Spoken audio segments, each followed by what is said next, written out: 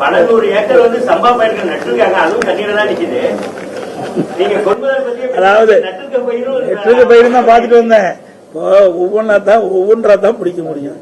இவர்கள் ஒட்டுமொத்தமா இந்த அரசாங்கம் தோல்வி அடைஞ்சிட்டு, நெல் கொள்முதல் செய்வதிலையும் தோல்வி அடைஞ்சிட்டது. இந்த விவசாயிகள் நடவு செய்த பயிரையும் காப்பாற்றுவதற்கு எவ்வித முயற்சி எடுக்கும் அனைத்து வகையிலும் இந்த அரசு தோல்வி அடைந்ததுதான் பார்க்கப்படுகிறது. இந்த அரசாங்கத்தை பொறுத்த வரைக்கும் விவசாயிகளுக்கு எந்த நன்மை கிடைக்கப்பெறவில்லை என்பதுதான் யதார்த்தமான நிலைமை. இன்னும் கிடைக்கலாம் பரவாயில்ல, அவர் உற்பத்தி செய்யப்பட்ட நெல்லை கூட முறையா விற்க முடியாத ஒரு அவலங்களை இந்த ஆட்சியில் இருப்பதான் பார்க்க முடியுது. இனியாவது இந்த அரசாங்கம் வேகமாக துரிதமாக செயல்பட்டு இந்த நேரடி நெல் கொள்முதல் நிலையத்தில் கொள்முதல் செய்ய வேண்டும் என்று கேட்டு பாதிக்கப்பட்ட விவசாயிகளை கண்டறிந்து அவர்களுக்கு தக்க நிவாரணம் அளிக்க வேண்டும் என்று அன்போடு கேட்டுக்கிறேன். மத்திய அரசு நெல்லோட ஈரப்பதத்தை உயர்த்துறதுக்கு நீங்க எங்களுடைய ஆட்சியில கரெக்டா செஞ்சோம்ல.